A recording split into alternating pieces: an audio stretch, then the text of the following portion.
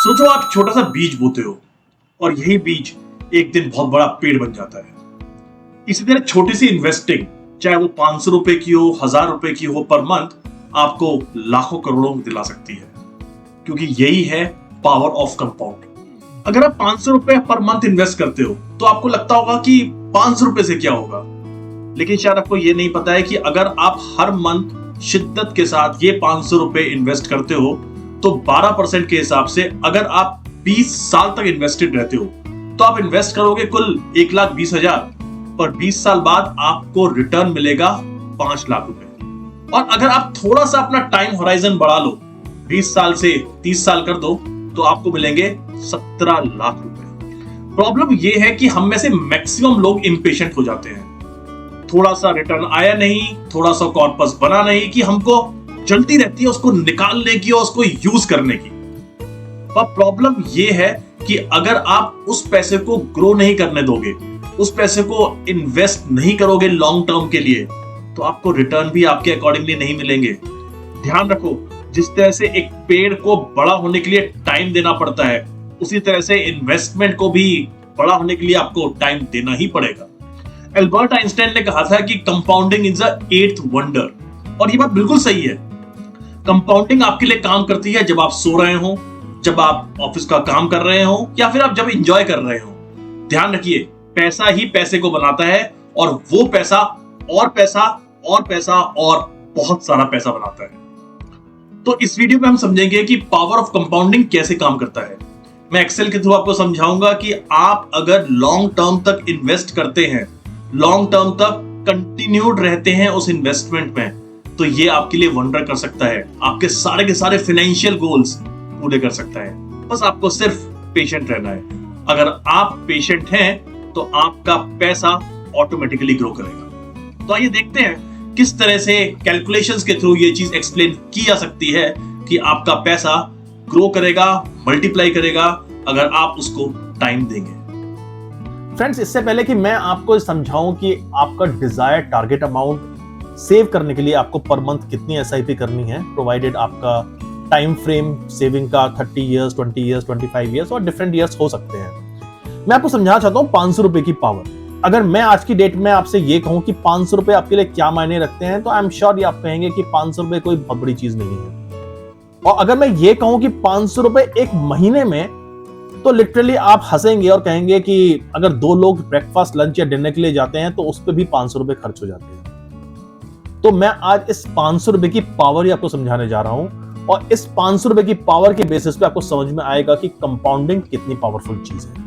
यहां मैंने कुछ डेटा दे रखा है, और ये डेटा है कि अगर आप सिर्फ 500 रुपए पर मंथ रिलीजियसली, शिद्दत के साथ इन्वेस्ट करते हैं, आपका rate of return assumption pre tax है 12%, तो आप 30 इयर्स में 1,80,000 रुपीज इन्वेस्ट करेंगे और आपको रिटर्न मिलेगा 17.64 लाख रुपीज, जो कि ऑलमोस्ट 880% का रिटर्न है।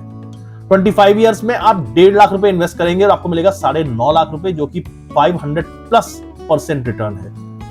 20 इयर्स में वही अमाउंट 1,20,000 है, जहां पे कि आपको 5 लाख रुपए मिलेंगे, और वो भी कम रिटर्न नहीं है, ऑलमोस्ट 300%।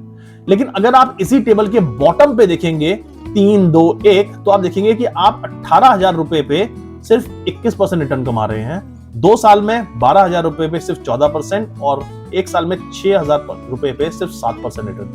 अगर आप ये सोच रहे हैं कि ये 7% क्यों है जबकि मेरा रेट ऑफ रिटर्न तो 12% है, वो इसलिए क्योंकि आप यहाँ पे एसआईपी मोड से सेविंग कर रहे हैं, लमसम मोड से नहीं।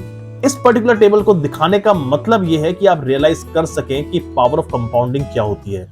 अगर आपके हाथ में टाइम है तो 1,80,000 रुपए आपके 17.5 लाख रुपए हो सकते हैं। तो आई होप आपको इस एग्जाम्पल से समझ में आया होगा कि 500 रुपए भी बहुत मैटर करते हैं अगर आप रिलीजियसली और डिसिप्लिन के साथ सेविंग करें तो आइए देखते हैं कि अगर आप स्टार्ट करते हैं अपनी सेविंग जर्नी अर्ली, तो आपको क्या बेनिफिट होते हैं, और कंपाउंडिंग आपको किस तरह से एडवांटेजेस पोजीशन में खड़ा कर देता है।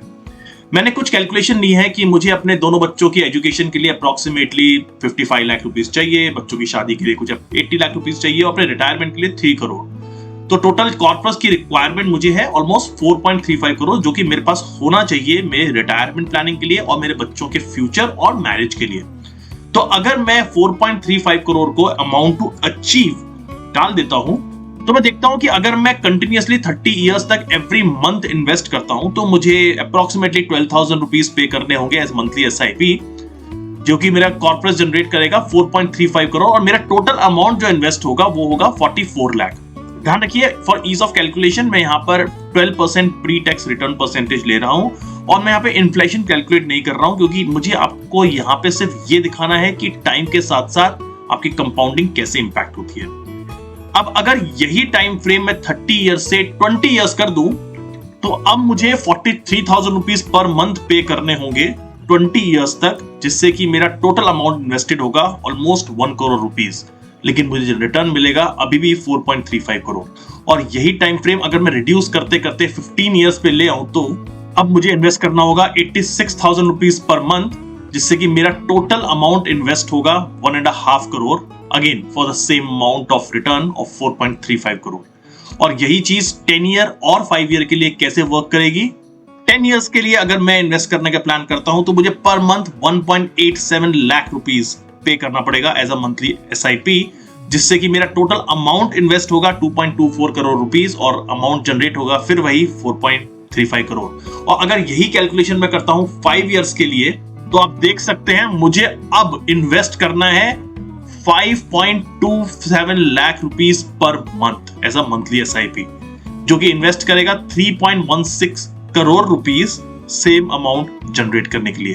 तो यहां पे आप देख सकते हैं कि अगर मैं 30 इयर्स तक इन्वेस्टेड रहता हूं तो मुझे सिर्फ 44 लाख रुपीस इन्वेस्ट करके मिल रहे हैं 4.35 करोड़ रुपीस, जबकि अगर मैं अपनी इन्वेस्टमेंट जर्नी बहुत लेट स्टार्ट करता हूं, either 10 years before my retirement और 5 इयर्स बिफोर माय रिटायरमेंट, तो मेरे पास लिटरली टाइम ही नहीं है और इसलिए मुझे बहुत ही हाई अमाउंट इन्वेस्ट करके उतना रिटर्न मिलेगा। आप यहाँ पे देख सकते हैं कि 30 इयर्स इन्वेस्टेड रहने पर मुझे ऑलमोस्ट 10 टाइम्स का रिटर्न मिल रहा है, जबकि 10 इयर्स में सिर्फ डबल और 5 इयर्स में हार्डली रिटर्न मुझे मिल रहा है मेरे अमाउंटेड इन्वेस्टमेंट पर। तो इस बात से आप समझ गए होंगे कि किस तरह से कंपाउंडिंग वंडर करता है अगर आप लॉन्ग टर्म तक इन्वेस्टेड हैं।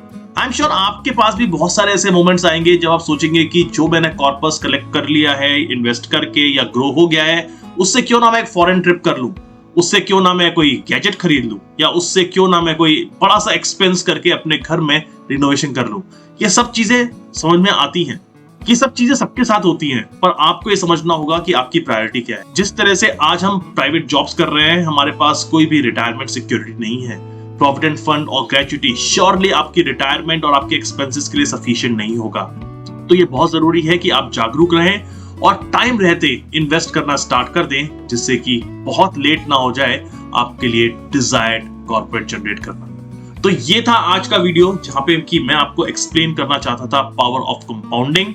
होप आपको ये वीडियो पसंद आया होगा और मोर देन पसंद आपको ये वीडियो समझ में आया होगा और आप भी स्टार्ट करेंगे अपनी इन्वेस्टमेंट जर्नी, अगर आपने स्टार्ट नहीं की है तो मिलते हैं नेक्स्ट वीडियो में एक और इंटरेस्टिंग फाइनेंस के कॉन्सेप्ट के साथ। But till then, happy investing, stay invested, take care of yourself.